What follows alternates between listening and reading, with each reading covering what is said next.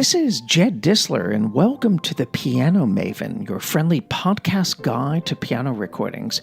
You can subscribe to The Piano Maven by going to the link in our episode description, which takes you to our Substack page.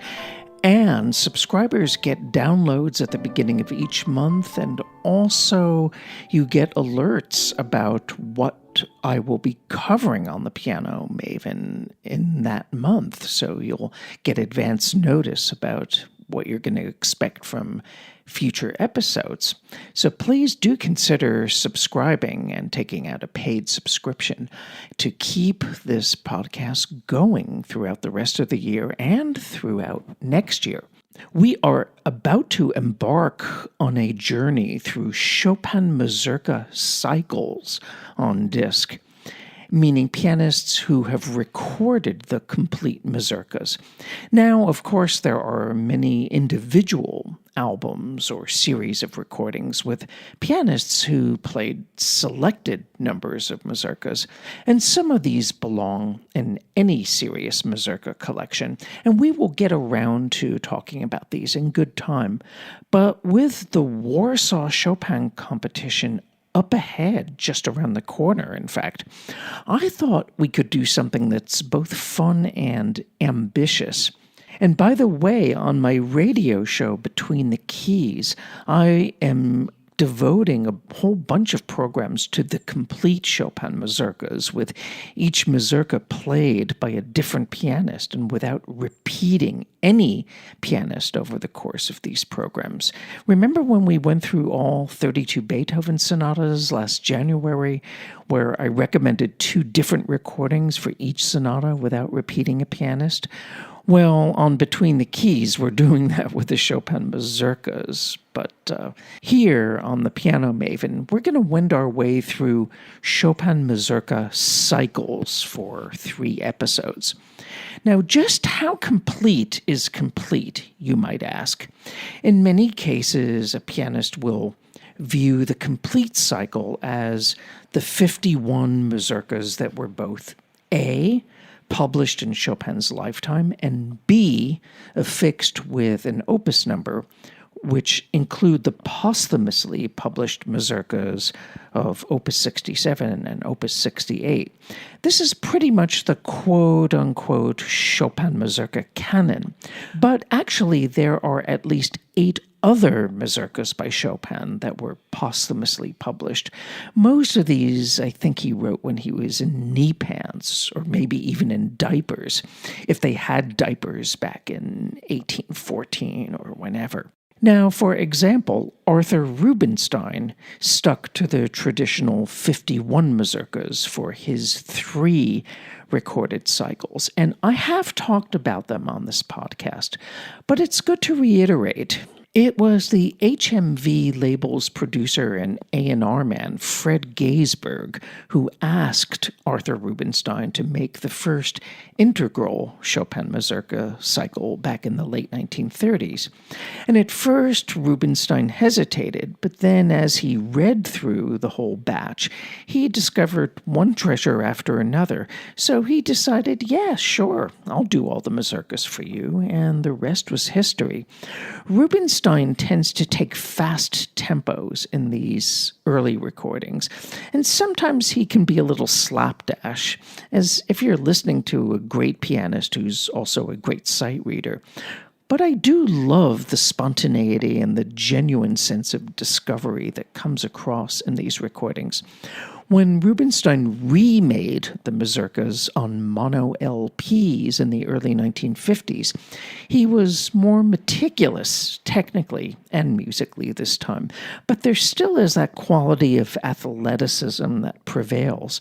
The sonics are kind of dry and up close and a little twangy, which was typical of RCA Victor's Hollywood studio piano recordings made in the late 40s and early 1950s.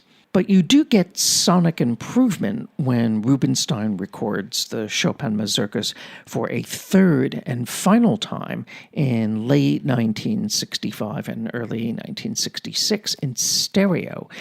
And by then, he was the grand old man of the piano, and he's in a more reflective mood and perhaps more Germanic than Slavic in attitude.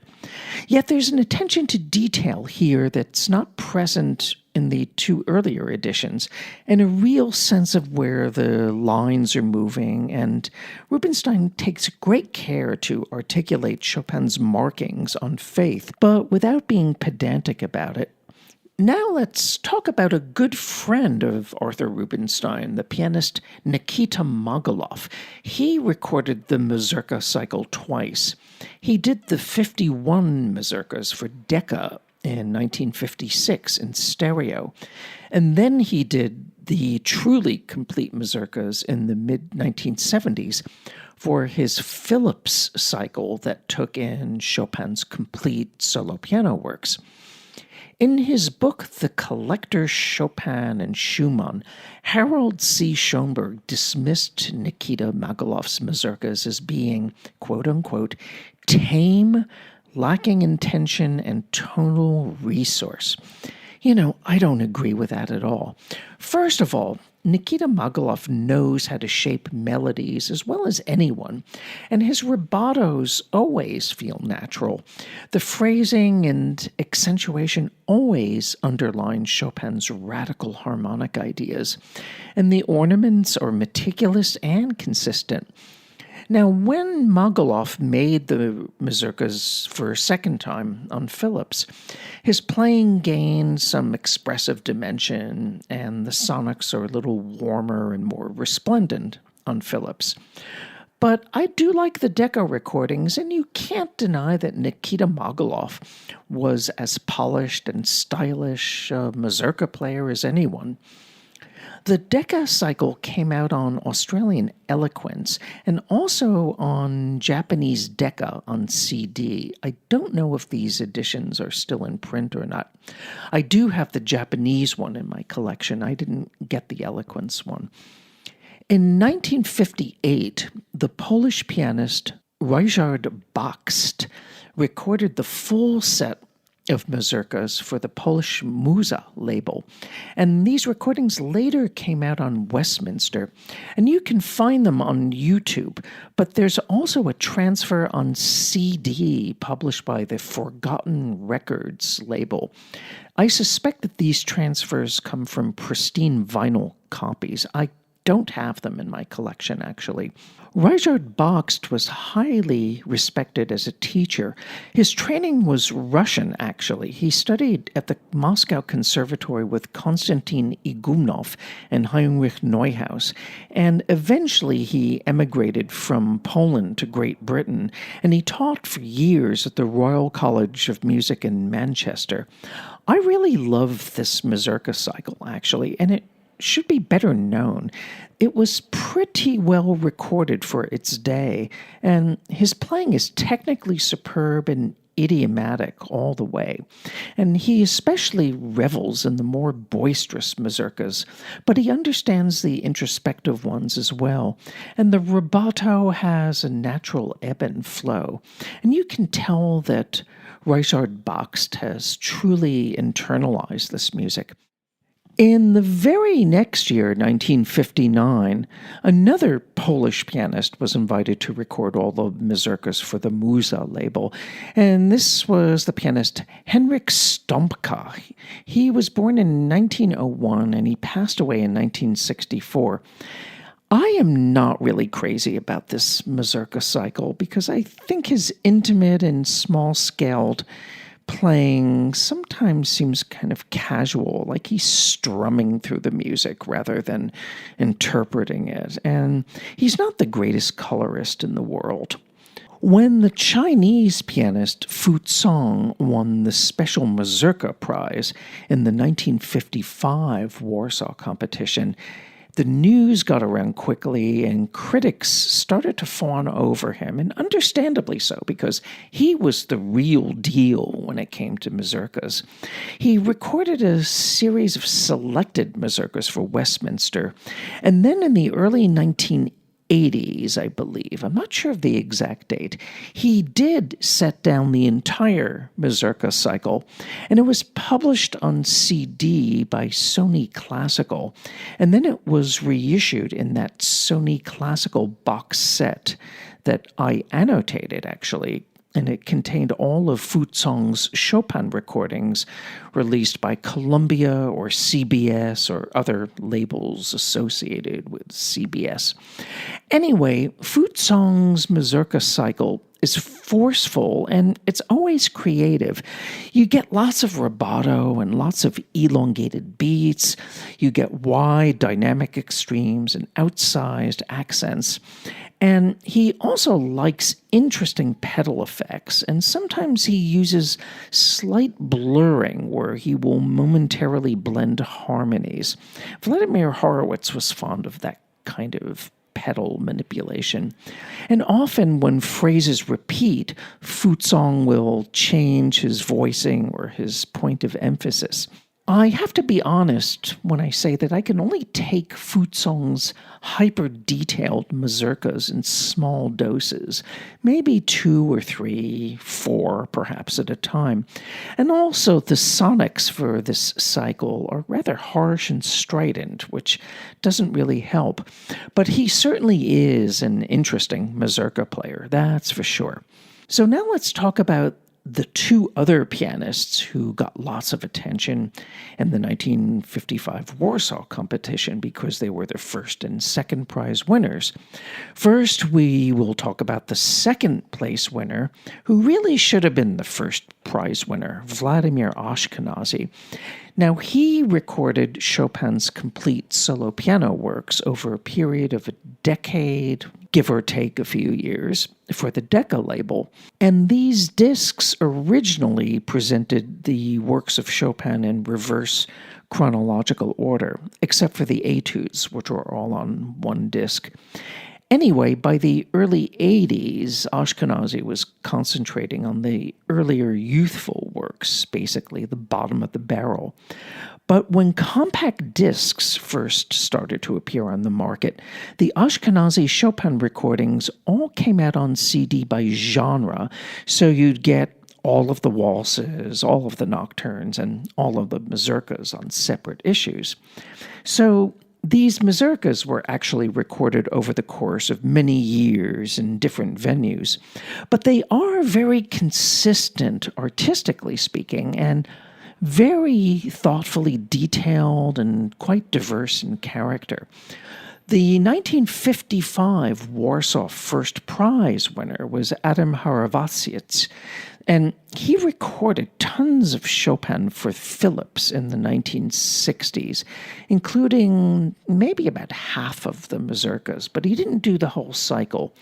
The whole cycle from him would have to wait until the Frederick Chopin Institute in Warsaw issued a full Mazurka cycle with Harasiewicz in 2011. And these are terrific recordings, and everything just comes together for him. These are idiomatic, personal, seasoned, and experienced interpretations whose distinctive qualities I think are better heard than described.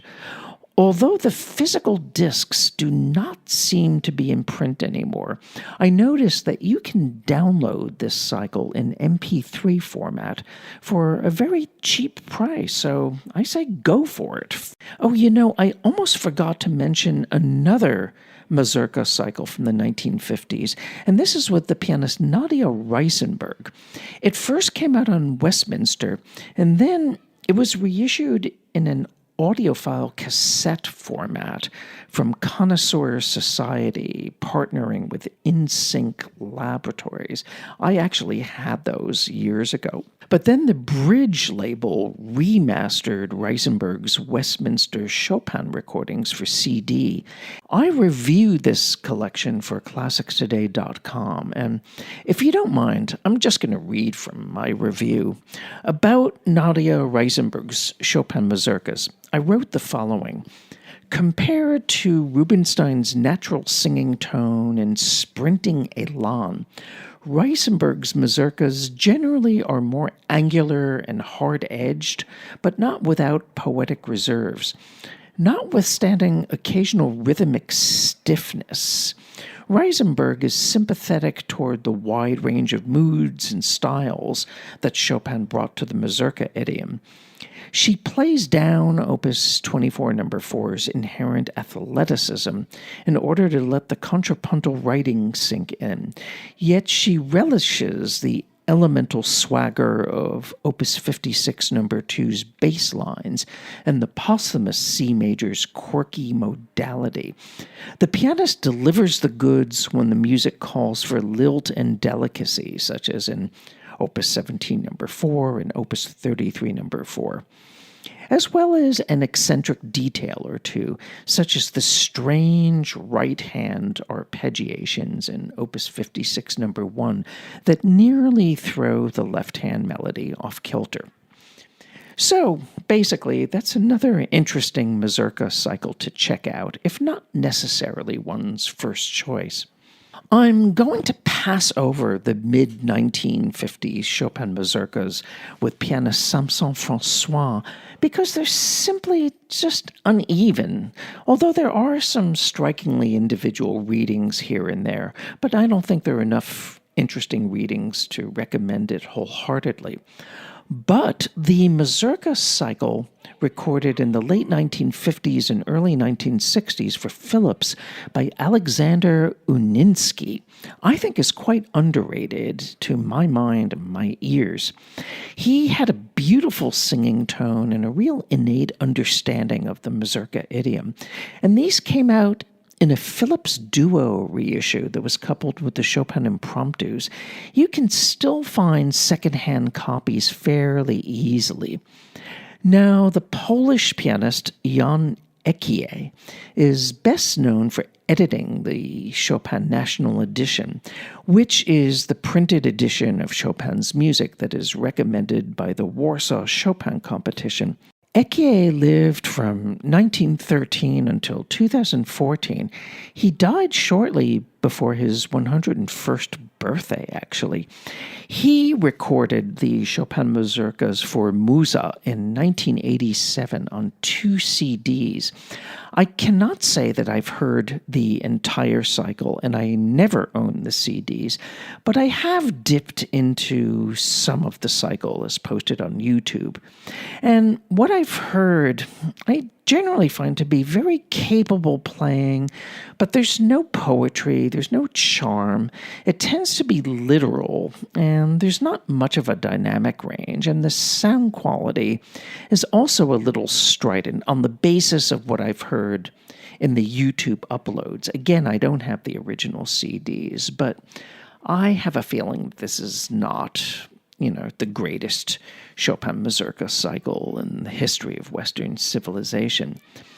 Now let's go back to the early 1960s and Alexander Brailovsky, who was born in Kiev in 1896 and he died in New York in 1976. He was a Chopin specialist, and by and large his early recordings on 78s from the 1920s and early 1930s are his best ones. But by the time of his 1950 Chopin recordings for RCA Victor, he had become really crude and unmusical. A friend of mine said that he and his pianist colleagues would call him Alexander Brailovsky. And Brailovsky's stereo Columbia Chopin recordings, I think, are even worse, so far as the Chopin preludes and waltzes and B minor sonata are concerned. I mean, these are just horrible. Now, the mazurkas can absorb a wide variety of interpretive styles, as I've said. So, in this sense, Brailovsky's caustic and angular and rather gruff-toned conceptions can be convincing. I mean, you don't need color and charm all the time in the mazurkas, and sometimes Brailovsky's harsh tone and hard-hitting way with the mazurka can be the perfect antidote to a pianist who has flaccid rhythm and no sense of shaping the music. But, I would only listen to a few of these at a time. Anyway, for our next episode, we will continue talking about more Chopin Mazurka Cycles, getting into recordings from more recent decades, I promise. This is Jed Disler, and you've been listening to The Piano Maven, your friendly podcast guide to piano recordings. Thank you so much for listening, and I look forward to being with you next time.